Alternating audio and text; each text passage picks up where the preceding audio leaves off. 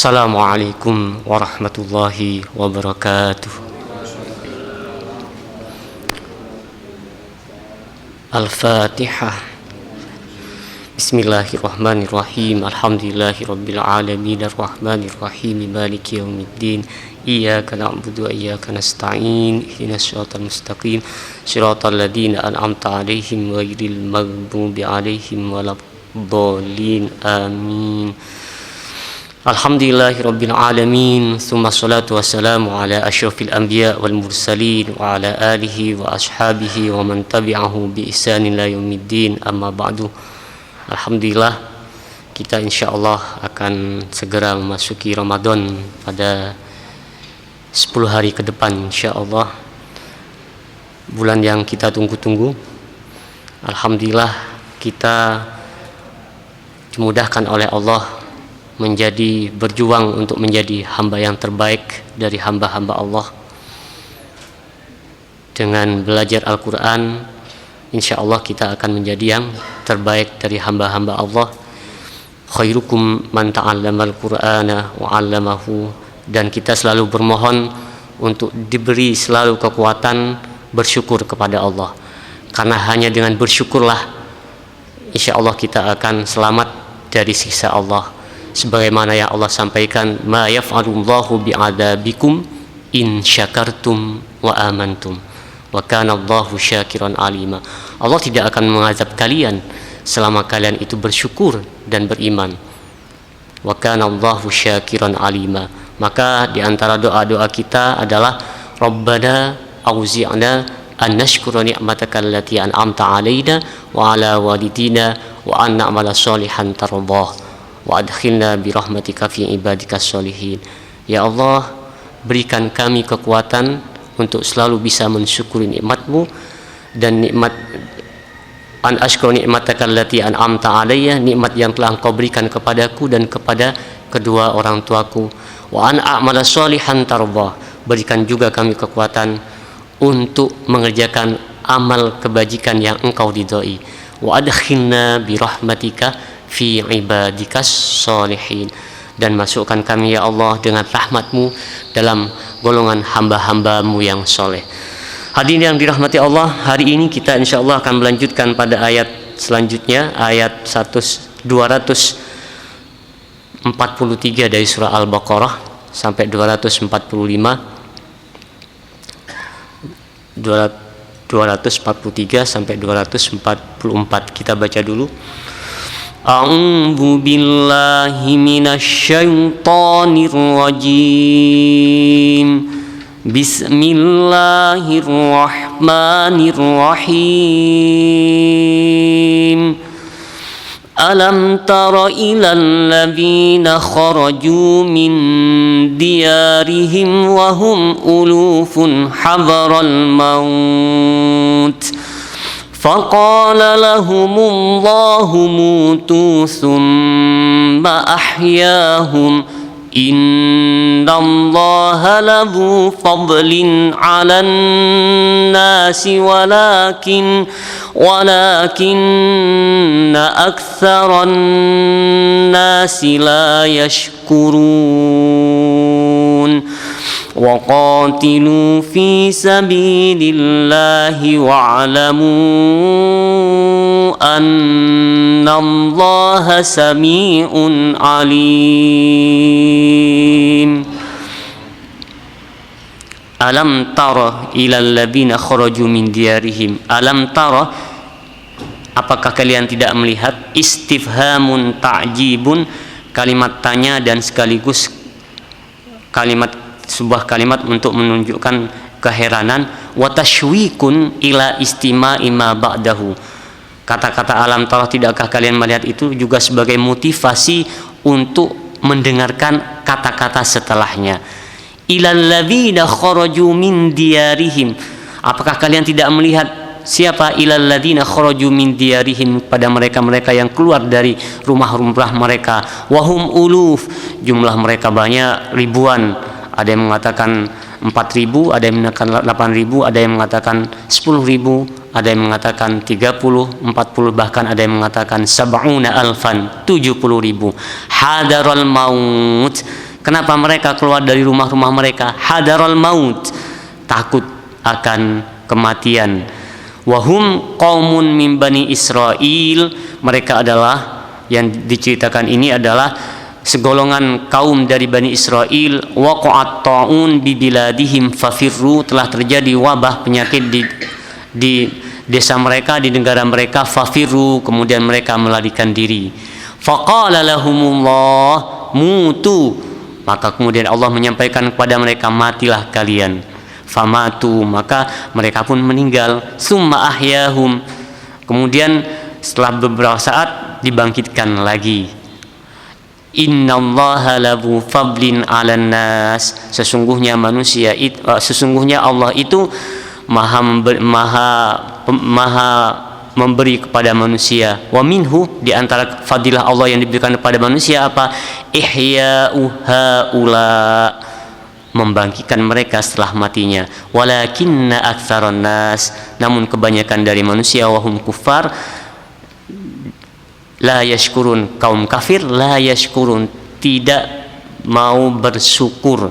Wal qasdu min dzikri khabari haula tashji'ul mu'minina 'alal qital, tujuan dari penyebutan kabar dari mereka, siapa yang mereka yang dimaksud di sini? Mereka yang keluar dari rumah mereka, lari dari desa mereka karena ketakutan dari kematian itu. Apa? Tashji'ul mu'minin, motivasi, dorongan terhadap kaum mukminin, alal qital, untuk berperang. Walidzalika utifa alaihi, maka kemudian disambungkan dengan kabar setelah ini. Apa perintah setelah ini? Waqatilu fi sabilillah, berperanglah kalian di jalan Allah. Aili i'la'i dinihi, untuk meninggikan agamanya. Wa'lamu annallaha sami'un, dan ketahuilah bahwa Allah itu maha mendengar, li aqwalikum, terhadap perkataan kalian. Alimun, mengetahui, bi ahwalikum famujazikum, juga Allah itu maha mengetahui tentang keadaan kalian. Famujazikum, kemudian kalian akan dibalasnya. Hadirin yang dirahmati Allah, ayat yang kita baca ini 243 memang bercerita tentang Bani Israel. Apa? Mereka melarikan diri dari desa mereka, dari negara mereka, karena takut akan kematian. Kalau kita bagaimana? Ini pernah terjadi kepada kita. Apa? Sejarah kita menyampaikan bahwa kita pernah dijajah oleh Belanda selama 350 tahun. Kenapa? Karena takut dari kematian, takut dari mati, maka kemudian yang datang ternyata adalah sebuah kehinaan. Hidup memang adalah sesuatu yang diperjuangkan, tapi tidak boleh takut akan mati. Apakah kita kemudian berani kepada kematian? Tidak. Al-Quran sejak awal sudah menyampaikan kepada kita, wala tulku bi aidikum ila tahluka.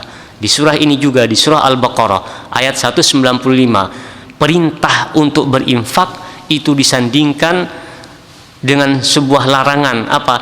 Jangan sampai membunuh diri kalian, melemparkan diri kalian kepada sebuah kebinasaan. Ayat 195 Al-Baqarah berbunyi, wa anfiqu fi sabilillah wala tulku bi aidikum ila tahluka, berinfaklah kalian di jalan Allah.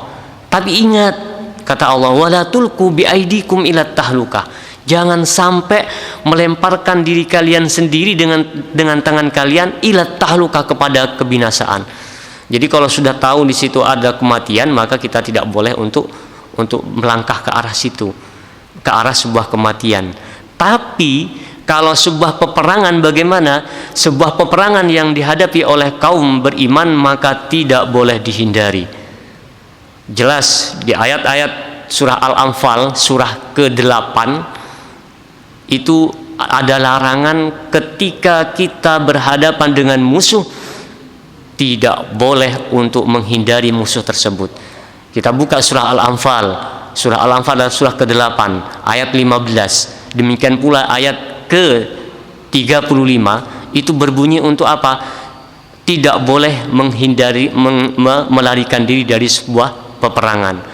Ayat 15 berbunyi, ya ayyuhalladzina amanu idza laqitumul ladzina kafaru zahfan fala tuwalluhumul adbar wa may yuwallihim yawma idin dibrahu illa fi.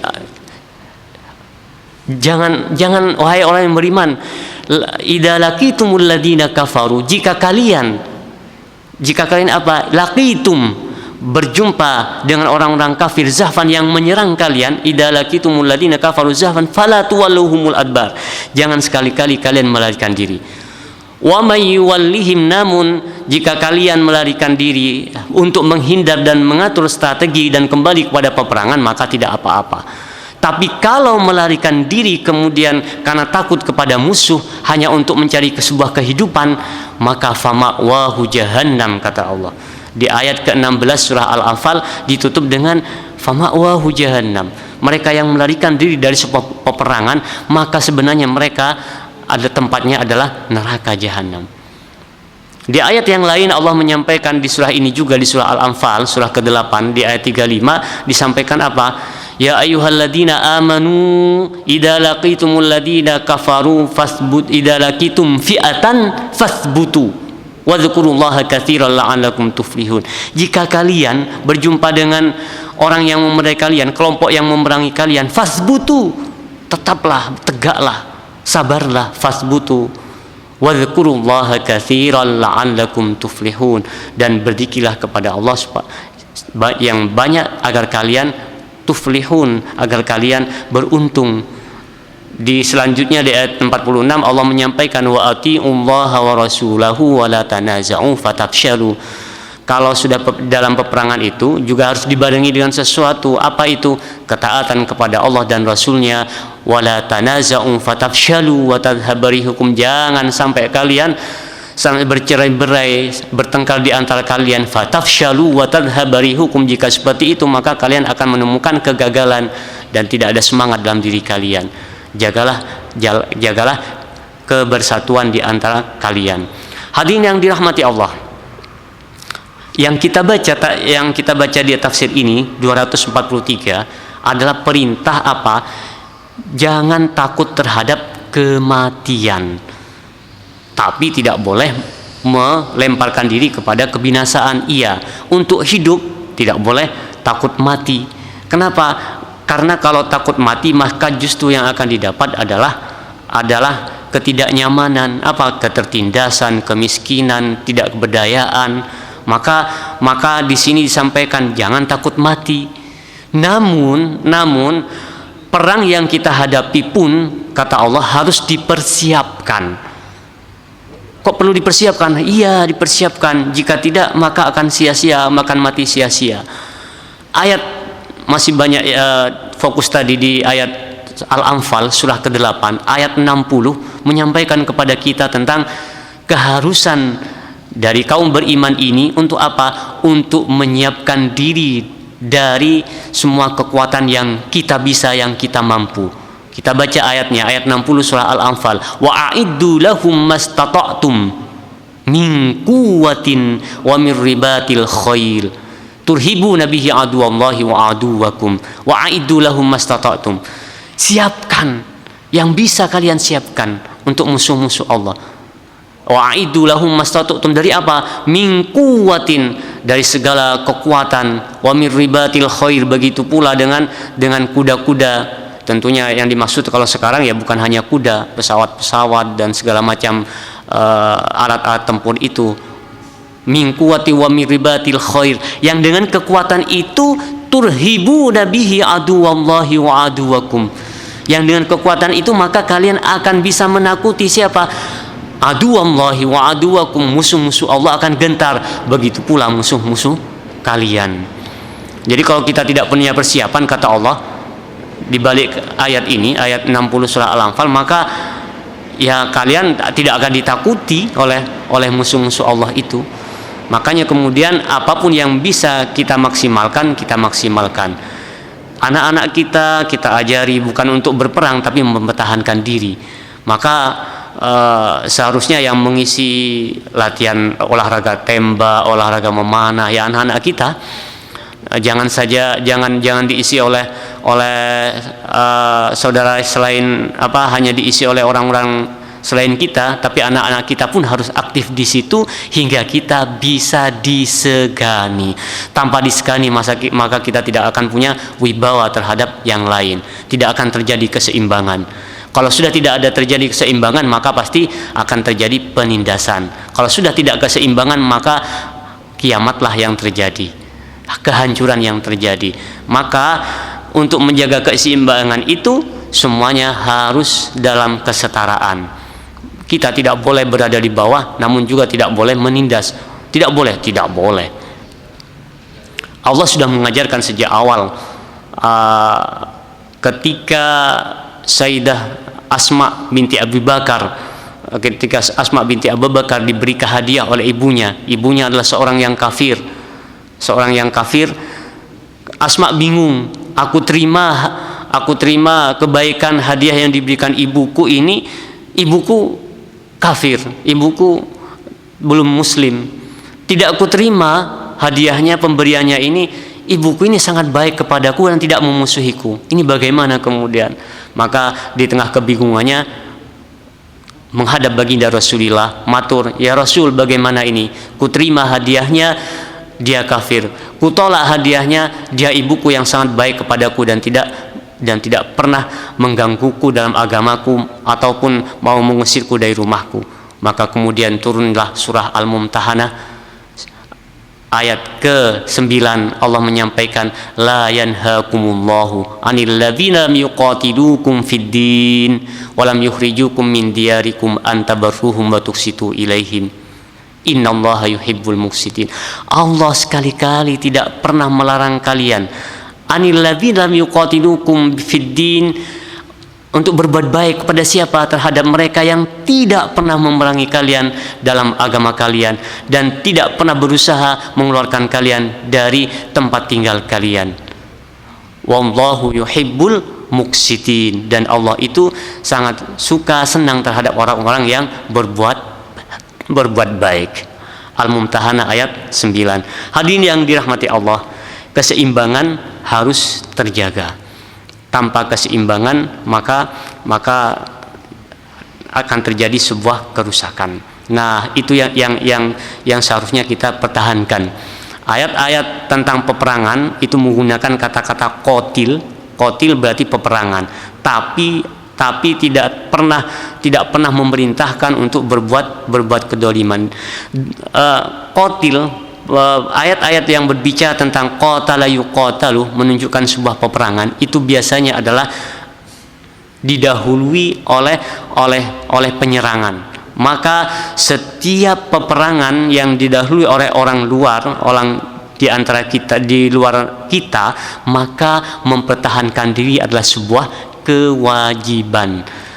Ayat yang kita baca tadi pada surah Al-Anfal ayat 15 ataupun ayat ke-35 semua menunjukkan ketika kita sudah berada dalam sebuah peperangan yang harus dihadapi, maka tidak boleh lari dari perang itu. Dalam sebuah negara yang di situ terjadi sebuah peperangan terhadap penganiayaan terhadap kaum mukminin, maka fardu ain hukumnya untuk membela kaum beriman, untuk mengangkat senjata. Maka tidak heran kemudian resolusi jihad yang pernah diluncurkan, yang pernah bisa menyemangati rakyat Indonesia itu karena memang terjadi peperangan ketika itu. Maka kemudian kita kenal dengan hari santri yang di situ ada resolusi jihad, itu untuk menunjukkan apa? Bahwa perang menjadi fardu ain apabila di situ adalah untuk menjaga diri ini, menjaga negara ini menjadi fardu ain hukumnya. Hadirin yang dirahmati Allah, mudah-mudahan dengan kita tidak takut mati, maka tentunya kemuliaan yang akan ada pada kita. Takut mati tidak boleh sebenarnya.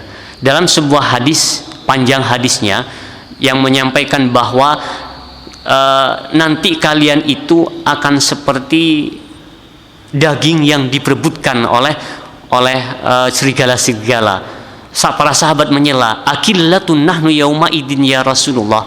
Apakah kita ketika itu sedikit wahai Rasul? Tidak, kalian banyak ketika itu. Tapi kalian seperti busa, seperti buih di lautan yang tidak ada manfaatnya. Kenapa ya Rasulullah kok kita seperti itu?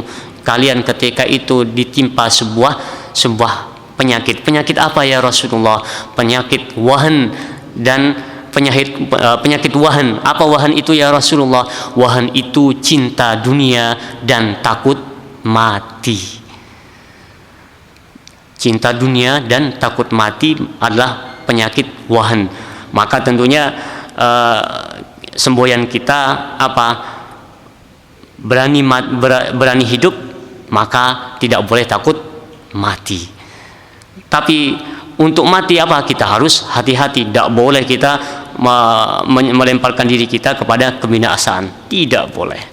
Tapi sebuah hal yang harus kita ingat, kematian pun adalah sesuatu yang pasti, dan kematian yang paling mulia tentu adalah jihad di jalan Allah. Jihad di jalan Allah banyak jalannya, semuanya adalah bisa menjadi jihad selama itu adalah karena untuk li'ila'i kalimatillah dan menjaga agama Allah, meninggikan kalimat Allah, membela agama Allah, membela sesama manusia, membela sesama muslim. Itu juga menjadi lahan jihad bagi kita. Mudah-mudahan kita dimudahkan oleh Allah untuk selalu menjaga hidup ini selalu berada dalam ridha Allah, dan dijauhkan dari penyakit wahan tentunya yang itu adalah sangat berbahaya bagi kehidupan kita sesama muslim ataupun kehidupan kita berbangsa bernegara. Allahumma Rabbana hab lana hukman wa akhikna bis solihin. Ya Allah, berikan kami hikmah dan kumpulkan kami ya Allah dengan orang-orang soleh. Waj'al lana lisana sidqin fil akhirin, dan jadikan bagi kami ya Allah lisan yang dicontoh oleh orang-orang setelah kami, menjadi jariah bagi kami setelah kami berada di perut bumi ya Allah. Waj'alna min warathati jannatin na'im, jadikan kami ya Allah pewaris surga yang penuh nikmat di dalamnya. Waj'alna min warathati, dan jadikan kami sebagai pewaris ahli firdaus khalidina fiha, surga firdaus yang kekal di dalamnya ya Allah. Rabbana atina fid dunya hasanah wa fil akhirati hasanah wa qina adzabannar. Wallahu a'lam bissawab. Wassalamu alaikum warahmatullahi wabarakatuh.